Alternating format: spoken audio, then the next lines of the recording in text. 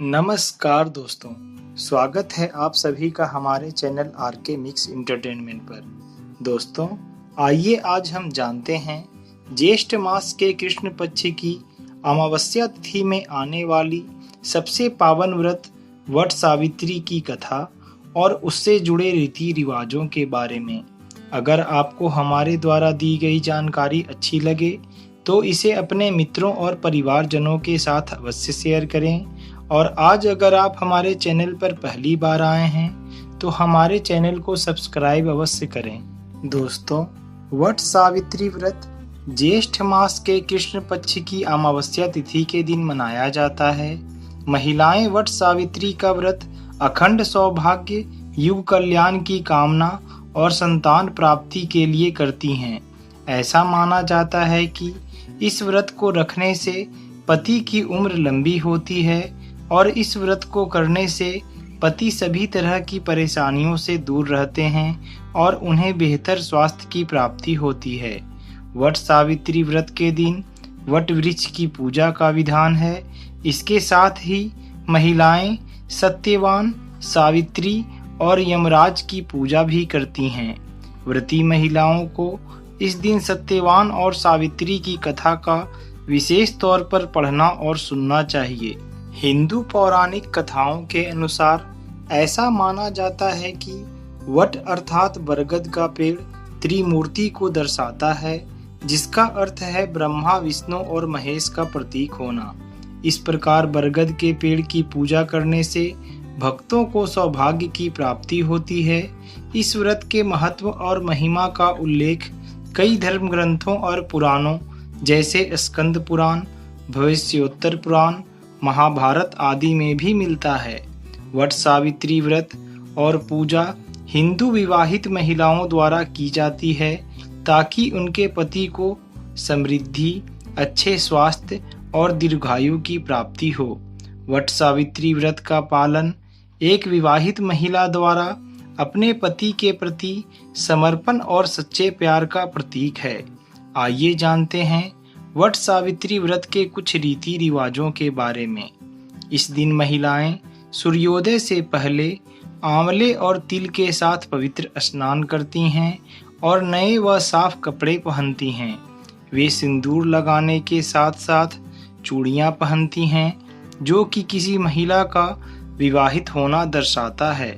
भक्त इस विशेष दिन पर वट अर्थात बरगद के पेड़ की जड़ों का सेवन करते हैं और अगर व्रत लगातार 3 दिनों तक है तो भी वे पानी के साथ इसका ही सेवन करते हैं। वट वृक्ष की पूजा के बाद वे पेड़ के तने के चारों ओर लाल या पीले रंग का पवित्र धागा बांधते हैं।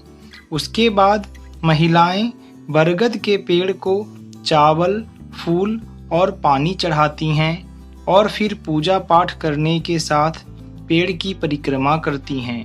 इस दिन व्रत करने वाली सभी महिलाओं को दान करना चाहिए और जरूरतमंदों को कपड़े, भोजन, धन और अन्य आवश्यक वस्तुओं का उपहार देना चाहिए। आइए दोस्तों, अब हम जानते हैं वट सावित्री व्रत की पौराणिक कथा के बारे में। पौराणिक कथाओं के अनुसार ऐसा माना जाता है कि एक बार अश्वपति नाम के एक राजा जो मद्र साम्राज्य पर शासन करते थे, वह और उनकी पत्नी निसंतान थे और संतान ना होने से वे बहुत दुखी थे। एक बार एक ऋषि के कहने पर उन्होंने सूर्य के देवता सावित्र के सम्मान में घोर तपस्या, अत्यंत समर्पण और आस्था के साथ उनकी पूजा अर्चना की। भगवान इस दंपति की तपस्या और भक्ति से अत्यंत प्रसन्न हुए और उन्हें एक कन्या प्राप्ति का आशीर्वाद देकर अंतर ध्यान हो गए। कन्या के जन्म के बाद राजा ने उस बच्ची का नाम सावित्री रखा, क्योंकि वह भगवान सावित्र के दिव्य वरदान से उन्हें प्राप्त हुआ था। जैसा कि उसका जन्म अपने पिता की कठोर तपस्या के कारण हुआ था, कन्या भी बचपन से ही एक तपस्वी की तरह ही जीवन जीती थी। इधर राजा काफी लंबी समय से अपनी बेटी के लिए एक उपयुक्त वर की तलाश कर रहे थे, लेकिन वह अब तक अपने प्रयास में सफल नहीं हुए थे। अंत में उन्होंने अपनी पुत्री सावित्री को ही अपना जीवन साथी स्वयं तलाश करने के लिए कहा। अपनी इस तलाश में उसने यात्रा के दौरान राजा धूमतसेन के पुत्र सत्यवान को पाया। राजा अंधे थे और उन्होंने अपना सारा धन और राज्य खो दिया था। सावित्री ने सत्यवान को अपने उपयुक्त साथी के रूप में पाया और फिर अपने राज्य में वापस लौट आई। जब वह घर आई तो नारद मुनि भी वहां मौजूद थे। उन्होंने राजा को अपनी पसंद के बारे में बताया। उसकी बात सुनकर नारद मुनि ने राजा अश्वपति से कहा कि इस संबंध को मना कर दें, क्योंकि सत्यवान का जीवन बहुत कम बचा है और वह 1 वर्ष में ही मृत्यु को प्राप्त हो जाएगा। राजा अश्वपति ने सावित्री को उसके लिए किसी और वर की तलाश करने के लिए कहा, लेकिन उसने इस बात से इनकार कर दिया और कहा कि वह केवल सत्यवान से ही शादी करेगी, भले ही उसकी अल्पायु हो या दीर्घायु। अंततः राजन अपनी पुत्री की जिद के आगे कुछ न कर पाए और विवाह के लिए सहमत हो गए और इस प्रकार सावित्री और सत्यवान विवाह बंधन में बंध गए। 1 साल बाद जब सत्यवान की मृत्यु का समय आने वाला था, सावित्री ने कठिन उपवास करना शुरू कर दिया और सत्यवान की मृत्यु के निश्चित दिन पर वह उसके साथ जंगल में चली गई।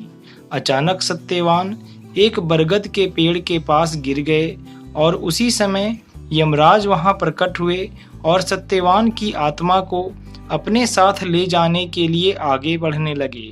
सावित्री ने यमदेव से कहा कि हे यमदेव, यदि आप इन्हें ले जाना चाहते हैं तो ले जाएं, लेकिन इनके साथ साथ आपको मुझे भी अपने साथ ले जाना होगा। उसके संकल्प और पतिव्रत धर्म को देखकर यमराज ने उससे कहा कि नहीं पुत्री, मैं ऐसा नहीं कर सकता, क्योंकि तुम्हारी मृत्यु का समय अभी नहीं आया है। तब यमराज के हठ को देखकर सावित्री ने उनसे 3 वर देने को कहा।